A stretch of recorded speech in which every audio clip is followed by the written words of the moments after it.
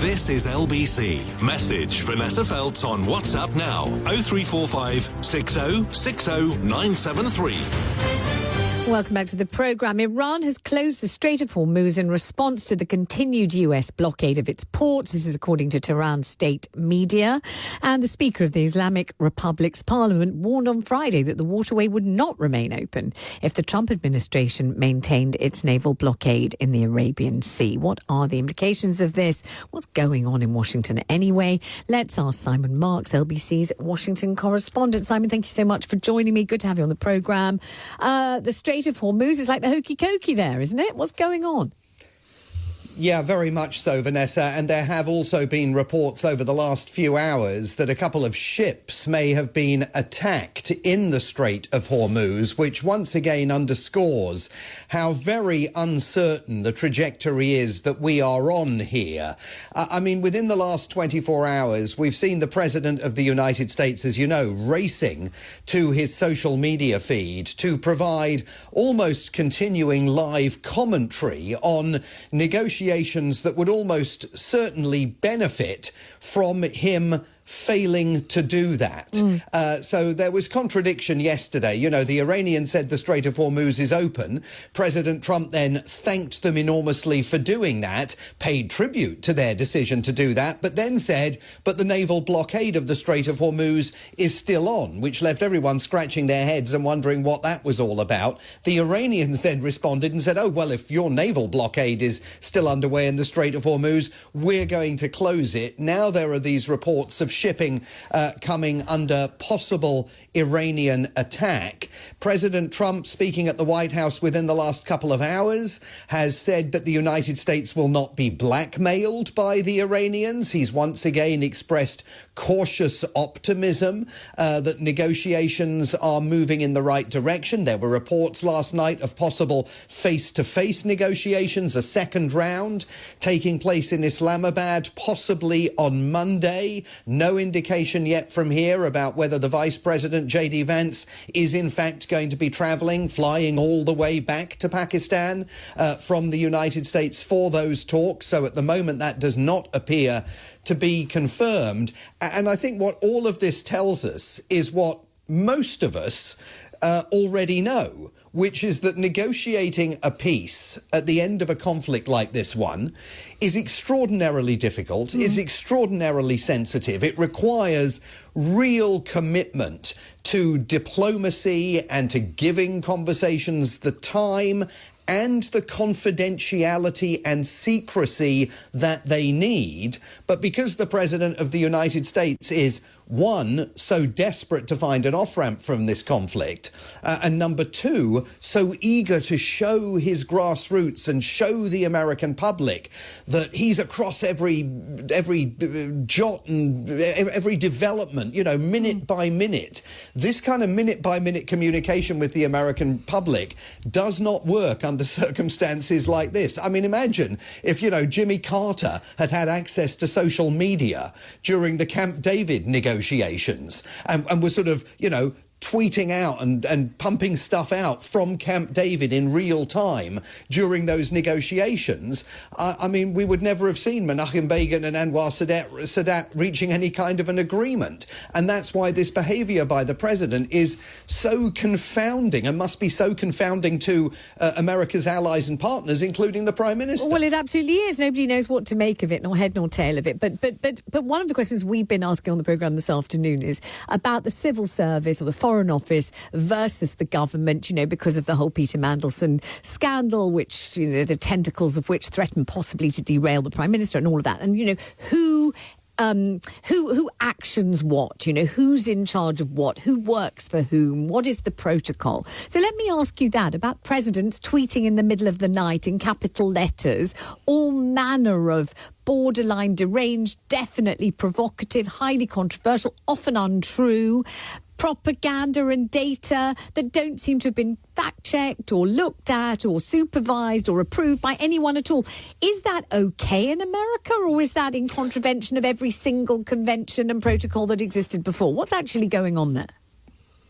Well, it's mad. I mean, it's lunacy. Let me just say on the Peter Mandelson issue, by the way, that yesterday the new UK ambassador to Washington, Mandelson's successor, Christian Turner, was addressing an audience here in Washington, D.C. as all of the drama was playing out in London. And he was asked about what was going on, and he wouldn't be drawn into commenting about Lord Mandelson and his vetting. But he did make the point publicly that he, Christian Turner, had been extensively vetted, had gone through the entire process in time-honoured fashion, exactly as it should have been done. So he definitely wanted to make it clear that there'd been no issues at all with his vetting. As for this behaviour by the president, I think what we've witnessed over the last 2 weeks is that questions about his stability and his mental cognitive capacity have now quite literally reached the front pages. I mean, they literally reached the front pages of the New York Times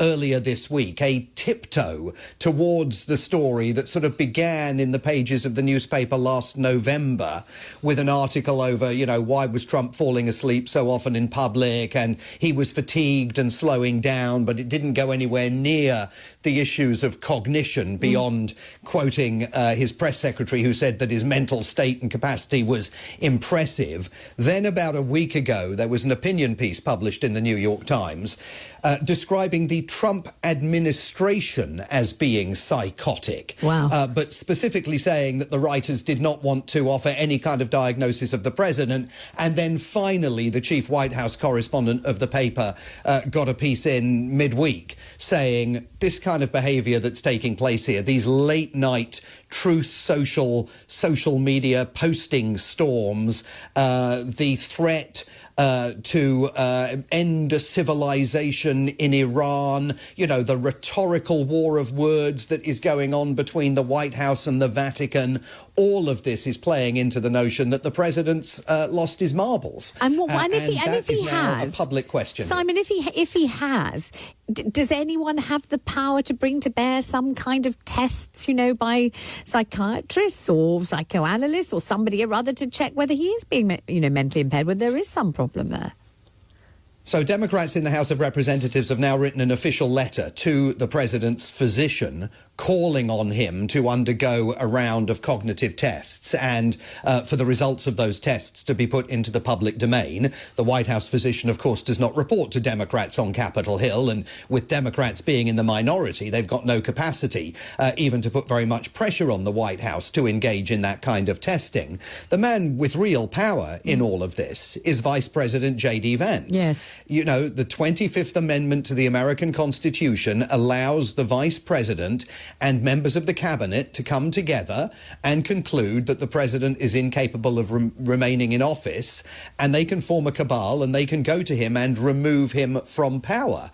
But in an administration that has been built entirely of sycophants and loyalists, it is extremely unlikely that the people that rely entirely on Donald Trump for their positions are going to engage in that kind of cabal against him. So for the moment, the country is very much stuck in this extraordinary situation where the president is set to transmit 24 hours a day and often doesn't give himself the time to receive information and process it before opining on it or pumping it out into the public domain. It's also true, isn't it, that some of his most prominent and well-known supporters are now beginning to turn and very publicly denounce the president, who, as you say, they worshipped absolutely with unalloyed adulation, and they just can't carry on doing that, and they're not carrying on doing it. Yeah, absolutely. I mean, we've seen prominent figures from the world of MAGA, former Georgia Congresswoman Marjorie Taylor Greene, the former Fox News primetime host, now host of his own podcast, Tucker Carlson, Megyn Kelly, another former Fox News personality who is now a host on Sirius XM radio here, and from the far right, Candace Owens. I mean, all absolutely turning on President Trump over the war on Iran, particularly over that truth Truth Social posting several days ago in which he basically appeared to be threatening genocide against Iran. You know, a civilization will die tonight, that posting. But also this war of words on the Vatican has done him no favours. In the same week in which he published that image depicting himself as Jesus Christ healing the sick, and then claiming, oh no, I did it because I thought that it was showing me as a doctor. I mean, laughable, lunatic stuff. And it's putting so much of his support at risk. He won the Catholic vote by a 12% margin in 2024. Today, 60% of American Catholics tell pollsters they agree with the Pope and they disapprove of the war on Iran. I mean, could it be that he doesn't know that the Pope is, the Lord's representative on earth? If you're Catholic, you must accept what the Pope says, and you must not wish ever to have the Pope traduced publicly or privately, because you must believe that he's appointed by God, a direct line from God. You can't start kind of rough housing with the Pope, can you? Can he not know that, maybe? Well, whether he knows it or not, I don't know.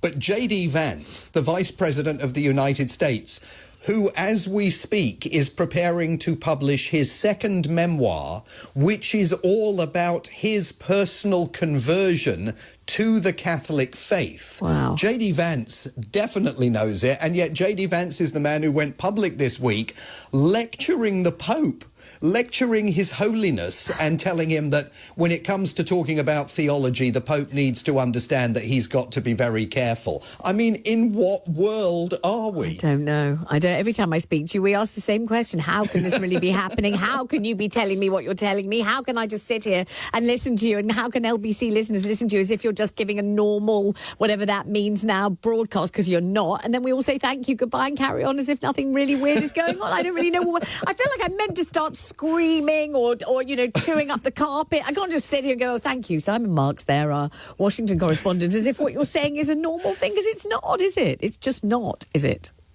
No, but I mean, that is the world in which we are living now, Vanessa. I mean, things have changed here to such a degree in Trump's second term versus the first term, that if you want to be supportive of his efforts in Iran, you really now are required to accept a Trump version of events that simply flies in the face of facts. So you have to accept that Iran was on the brink of acquiring a nuclear weapon 2 weeks away, a nuclear weapon that could reach American shores. Not even the American intelligence community believes that. You have to believe that there's been regime change. Well, there hasn't been regime change. They're negotiating with the same Islamic fundamentalists, just a slightly different cast of characters. I mean, the old supreme leader's dead, but the new supreme leader is his son, and allegedly, reportedly, more radical than his dad.